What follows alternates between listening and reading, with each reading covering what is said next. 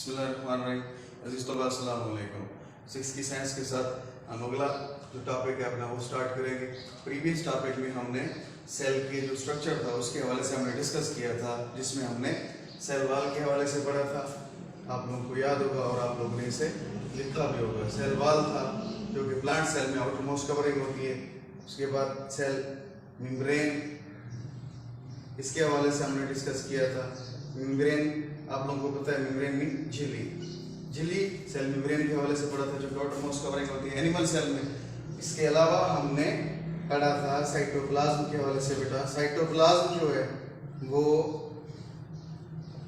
Jelly like material है जिसमें जो वेस्ट मटेरियल होता है और जो बाकी अज्जा जो होते हैं इसमें शामिल होते हैं। This is also present in the cell और ये सेल का एम स्ट्रक्चर है। इसके अलावा और जितनी स्ट्रक्चर है जिसमें वैक्यूल था, वैक्यूल्स के हवाले से पढ़ा था, और माइटोकॉन्ड्रिया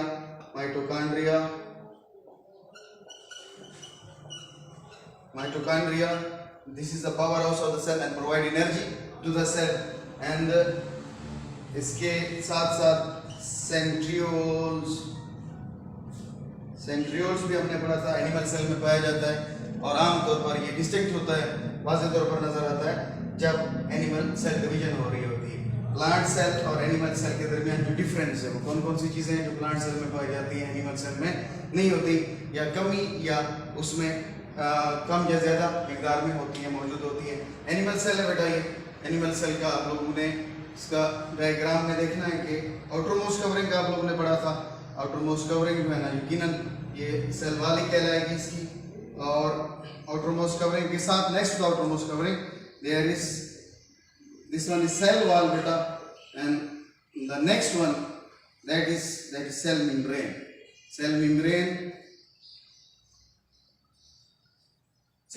है बेटा, जो कि सेल वॉल के नेक्स्ट में मौजूद होती है। इसके अलावा यहाँ पे एक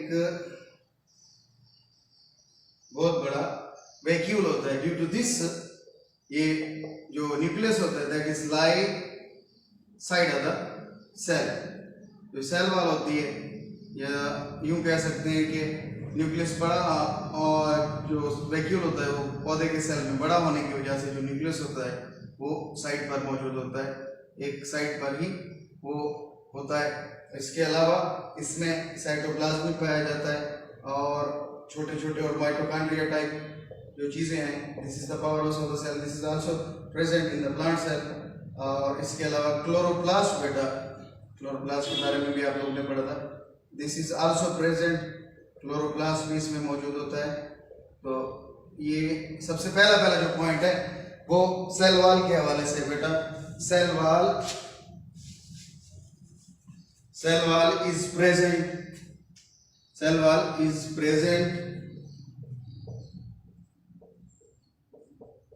इन द प्लांट सेल। कि सेल वॉल जो है ना वो प्लांट सेल में मौजूद होती है, ठीक है बेटा। एनिमल सेल के हवाले से कि एनिमल सेल में जो सेल वॉल होती है, ये पहला इन दोनों का जो फर्क है, सेल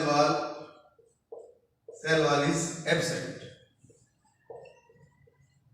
का आप लोगों को पता है कि मौजूद ना होना, गैर हाजिर होना। सेल वॉल पौधों के सेल में मौजूद होती है, जबकि जानवरों के सेल में सेल वॉल मौजूद नहीं होती। Rather cell membrane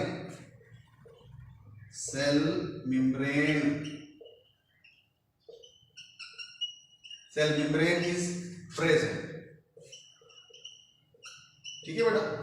cell wall मौजूद नहीं होती एनिमल सेल में, सेल मेम्ब्रेन मौजूद होती है। सेल मेम्ब्रेन इसमें जो प्लांट सेल है उसमें भी मौजूद होती है। तो ये पहला फर्क है कि सेल वॉल पौधों के सेल में मौजूद होती है, जबकि जानवरों के सेल में दिस इज एब्सेंट, और वहां पे जो मौजूद होती है सेल मेम्ब्रेन इज प्रेजेंट। दूसरा, इसमें nucleus lies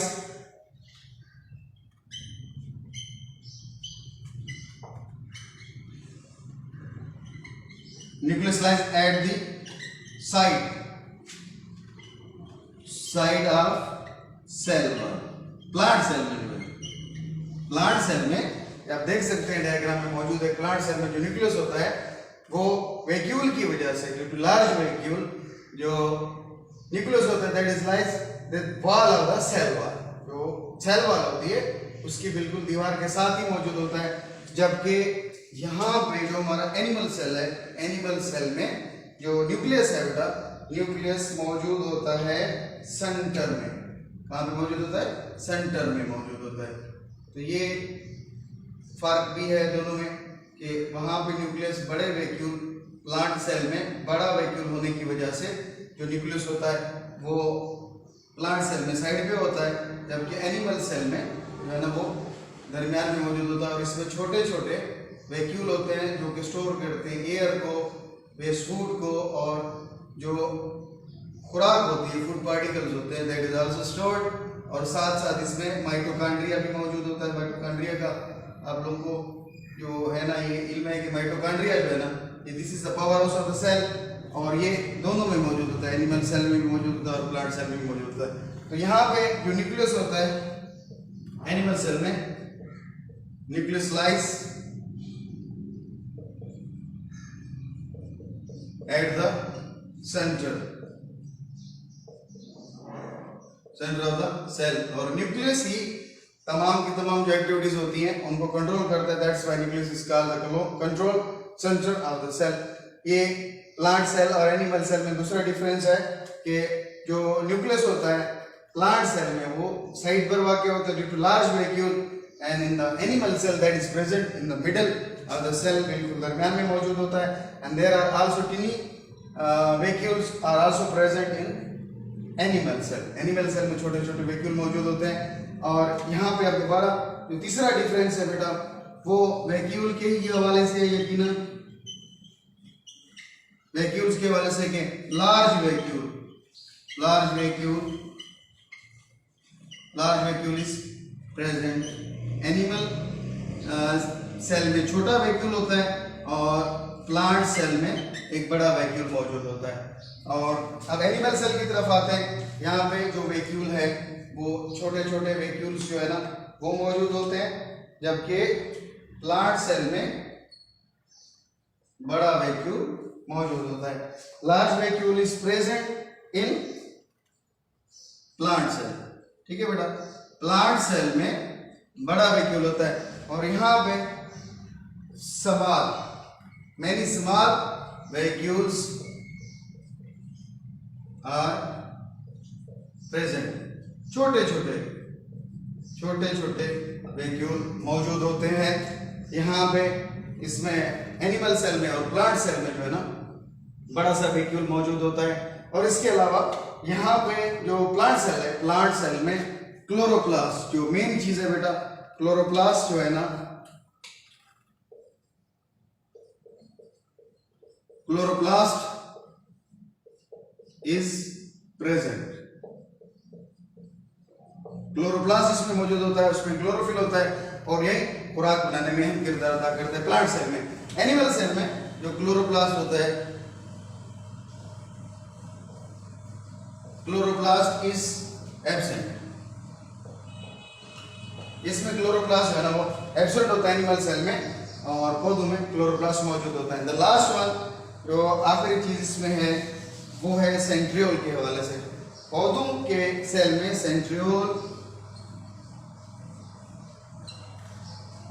centrioles are absent. यहां पे एनिमल सेल में डेफिनेटली मौजूद होंगे।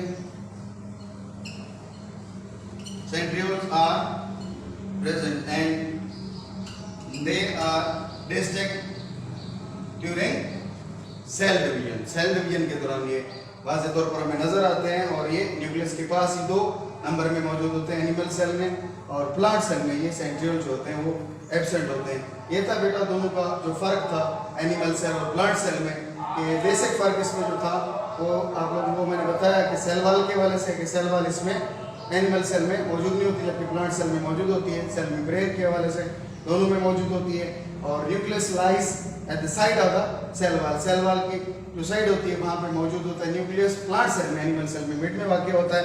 इसके बाद जो हमारा अगला टॉपिक है बेटा वो है हमारा यूनिसेलुलर ऑर्गेनिज्म और मल्टीसेलुलर ऑर्गेनिज्म। छोटा सा टॉपिक है, इसको भी साथ में ऐड करते जाए ताकि आप लोग इसको अच्छे तरीके से याद कर सकें। यूनिसेलुलर जैसा कि नाम से जाहिर है बेटा, uni unicellular organism, unicellular organism,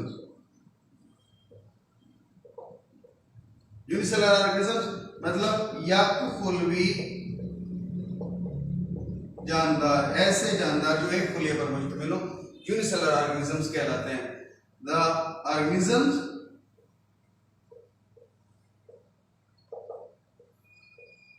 having single cell, single cell एक सेल पर मुश्तमिल होते हैं। जैसे मिसाल के तौर पर नाशपाती की शक्ल का होता है बेटा,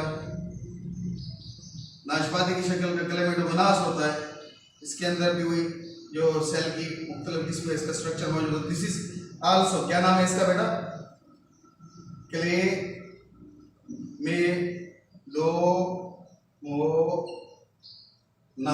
Chlamydomonas, this is also a single cell organism.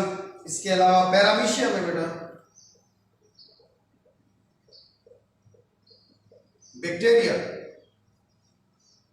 Bacteria है,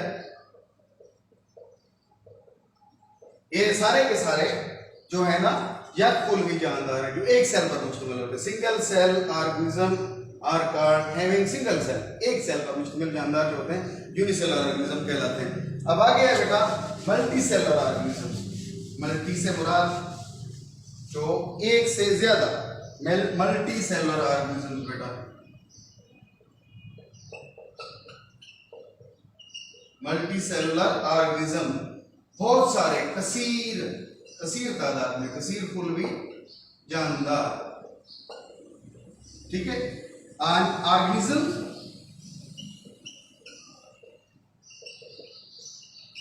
हैविंग मोर देन, एक से ज्यादा, more than one cell, more than one cell, एक से ज्यादा सेल पर मुश्तमिल है, वो क्या कहलाते हैं बेटा, वो मल्टी सेलर ऑर्गेनिजम्स कहलाते हैं। मिसाल के तौर पर ह्यूमन बॉडी है, ह्यूमन बॉडी है, ह्यूमन बॉडी के अलावा बटरफ्लाई है, बटरफ्लाई, और जैसे फ्लावरिंग प्लांट, फ्लावरिंग प्लांट भी, फ्लावरिंग प्लांट हो गया। और हमारे आसपास जो चीजें हमें नजर आती हैं जो कि जानदार है, वो सारी की सारी मल्टी सेलर ऑर्गेनिज्म है। An organism having more than one cell is called multicellular organism. Human body, butterfly and the flowering plants, these are all multicellular organisms. ये था आज आप लोगों का टॉपिक। इंशाअल्लाह ताला अगले हफ्ते नए टॉपिक के साथ इंशाअल्लाह ताला हाजिर होंगे। कोशिश करिए इसको अच्छे तरीके से याद करना है। अल्लाह ताला आप लोगों को आमीन। अल्लाह हाफ़िज़।